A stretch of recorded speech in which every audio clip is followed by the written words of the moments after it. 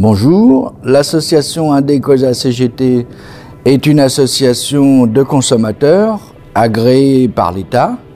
Nous sommes une association liée à notre organisation syndicale qui est la CGT et donc nous défendons les consommateurs dans tous les litiges qu'ils peuvent avoir au niveau du logement, de l'alimentation, de l'énergie, des banques, etc.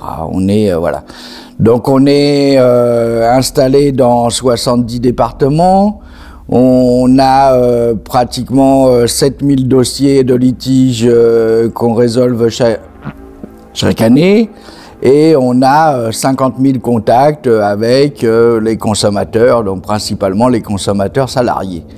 Voilà, donc nous on a un projet revendicatif qui dit que le consommateur doit être au cœur de la société dans son aspect d'information, de connaissance et qu'on puisse défendre, contrôler tout ce qui se passe pour que la vie se déroule d'une manière plus confortable. Voilà, donc on est sur une société plus juste, solidaire, responsable, etc. Donc on agit beaucoup, nous, sur la notion de service public, puisque le but du consommateur, c'est qu'il puisse avoir des réponses à ces questions. Donc on lutte sur la défense des bureaux de poste, sur la fermeture des services publics, des permanences d'accueil, des permanences téléphoniques, où toute la société nous renvoie sur le tout numérique. Or qu'on rappelle à chaque fois que le tout numérique, il y a déjà un certain nombre de zones blanches où les gens n'ont pas accès au numérique, et après il y a toute une partie de la population qui n'est pas à l'aise dans la manipulation du numérique. Et quand on a un problème sur une facture de l'EDF ou sur une facture téléphone et qu'on dit remplissez le formulaire sur internet, on vous répondra, etc., ça laisse une quantité de personnes sur le carreau. Donc nous, on insiste pour des services publics qui soient accueillants. Alors quand on dit service public, c'est service public large.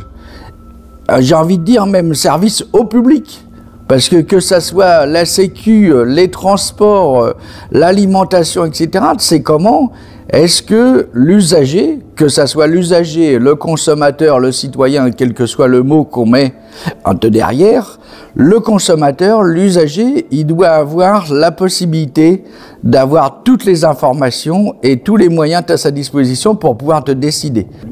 Alors, donc on a rencontré il y a quelques années Convergence Service Public et on a décidé de s'investir ensemble parce que, comme on dit, tout simplement, plus on est nombreux, plus on est fort et plus on est efficace. Et il faut, dans cette société qui est complètement fracturée, qu'on se retrouve. Donc l'initiative de l'UR au mois de mai 2023, nous, on la salue, bien sûr. On la communique, on va se donner les moyens d'y participer et on va essayer de partager ensemble les notions de service public. Alors quand on dit entre les notions de service, c'est service public, la poste.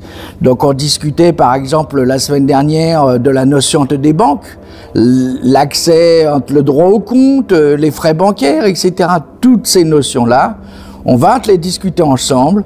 On va essayer, comme à chaque fois, de déboucher sur une plateforme revendicative. Après, tout ne s'arrête pas là. Quand on aura décidé ensemble quelques revendications, quels sont les moyens qu'on se donne pour les faire avancer. Et ça, j'ai envie de dire, c'est l'étape la plus importante. Donc l'UR, c'est important d'y être, de confronter, de décider, de partager. Mais après, il faudra surtout continuer ensemble pour les faire aboutir, pour qu'on puisse changer cette société. Alors avant, on disait, on a un projet, on veut changer la société, changer la vie, mais c'est ça, l'usager aujourd'hui, remettre l'usager au cœur du dispositif. Donc l'UR, très bien, et après l'UR, on continue.